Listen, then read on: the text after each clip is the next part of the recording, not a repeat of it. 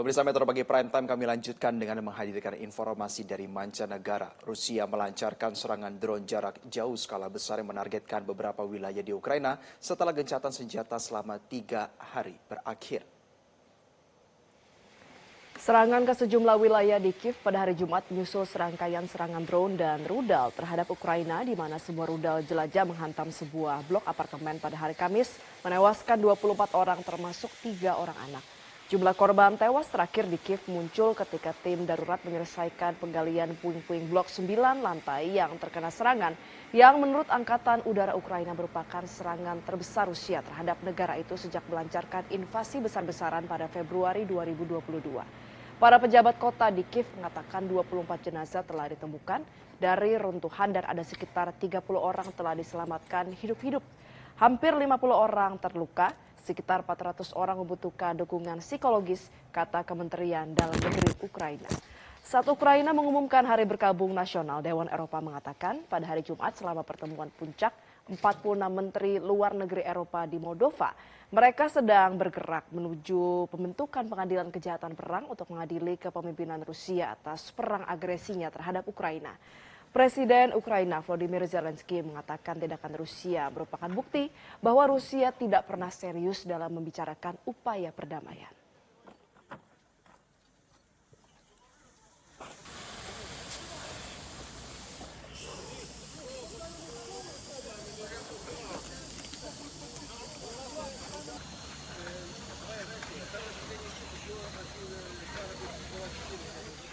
Perang di Ukraina kembali menjadi sorotan pekan ini setelah berakhirnya gencatan senjata singkat. Harapan tercapainya perdamaian jangka panjang masih tampak jauh menyusul serangan besar-besaran Rusia ke Kiev. Kedua pihak pun dilaporkan kehilangan kepercayaan pada negosiasi damai dipimpin oleh Amerika Serikat.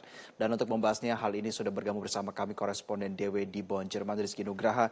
Rizky, selamat pagi. Apa sebelumnya menargetkan kesepakatan damai pada Juni? Apakah target ini semakin realistis setelah Presiden Rusia Vladimir Putin mengatakan konflik mungkin segera berakhir?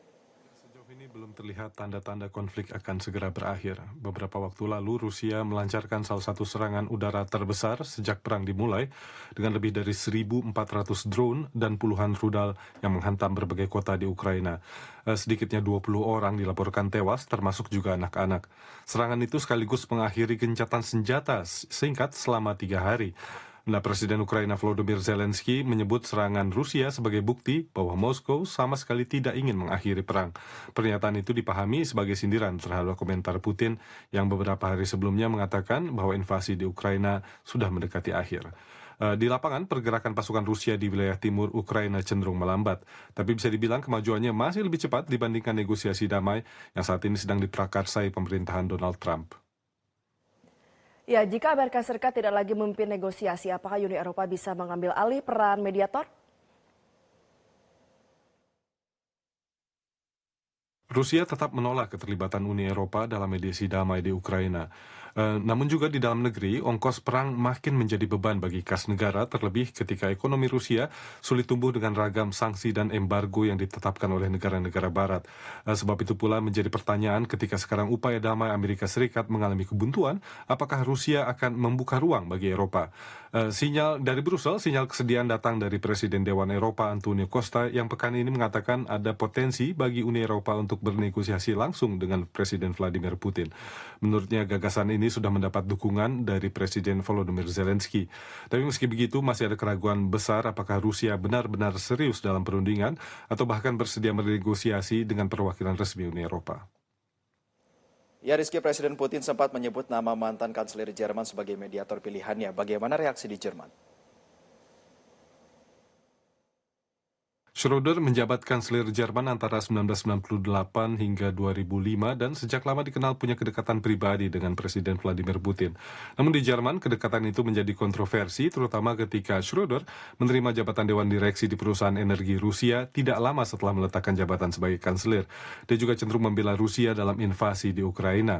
Tidak heran jika Kanselir Jerman saat ini, Friedrich Merz, pada Kamis lalu secara halus menolak ide tersebut dengan berkata bahwa kami orang Eropa bisa menentukan sendiri siapa yang berbicara atas nama kami. Terima kasih koresponden DW di Bonn, Jerman, Rizky Nugraha atas informasi Anda. Selamat kembali bertugas. Jelajahi cara baru mendapatkan informasi. Download Metro TV Extend sekarang.